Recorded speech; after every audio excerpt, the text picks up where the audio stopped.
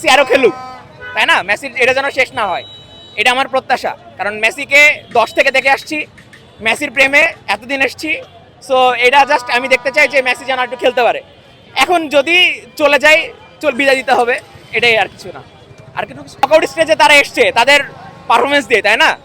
So আমরা ছোট করি না কোনো দলকে, আমরা অন্যান্য দলের মতো কোনো কাউকে ছোট করি না, আমরা সবসময় সবাইকে সম্মান দিই। সো এখন যে দলই আসুক না কেন, আমরা তাকে সম্মান দিয়ে খেলবো, এটা আমরা কোনো অসম্মান দিচ্ছি না তারা। আমি চাই 3-0, এর থেকে কম হতে পারে, বেশি হতে পারে।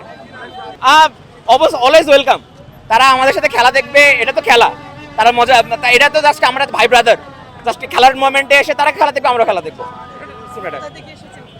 মানে হ্যাঁ, ফিফা থেকে কেন একটা স্মাইল বেবি ডাইপার এর সুপার অ্যাবজর্পশন টেকনোলজি এখন দেয় 30% বেশি শোষণ ক্ষমতা। দলকেই দিবে, তাই না?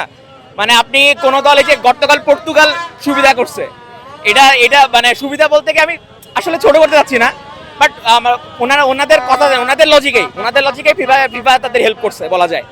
কিন্তু এই লজিক যদি আমরা বলি, এটা আসলে কোনটা জাস্ট বাচ্চাদের কথা হচ্ছে যে এই যুগে এসে সবকিছু তো আপনার চোখের সামনে হচ্ছে, এখানে ফিফা কিভাবে হেল্প করবে আমি তো বুঝতেছি না। মানে যে জিনিস আসলে পসিবলই না, সেই জিনিস নিয়ে কথা বলার কোনো মানে হয় না। যখন বাইরেকার মানুষ এই নিয়ে কথা বারবার তুলবে, এই জন্য ক্লিয়ার হওয়ার জন্য প্রশ্ন করে, কিন্তু যে জিনিসের লজিক পায় না সেই জিনিস নিয়ে কথা বলার কোনো মানে হয় না, তাই না? যে আর্জেন্টিনার সমর্থনে কেউ আসবে না, এটা জানা কথা। তারা অবশ্যই চাইবে আর্জেন্টিনার বিপক্ষে থাকতে, উদযাপন করতেই পারে, এটা ম্যাটার করে না, আমরা এসব নিয়ে ভাবি না।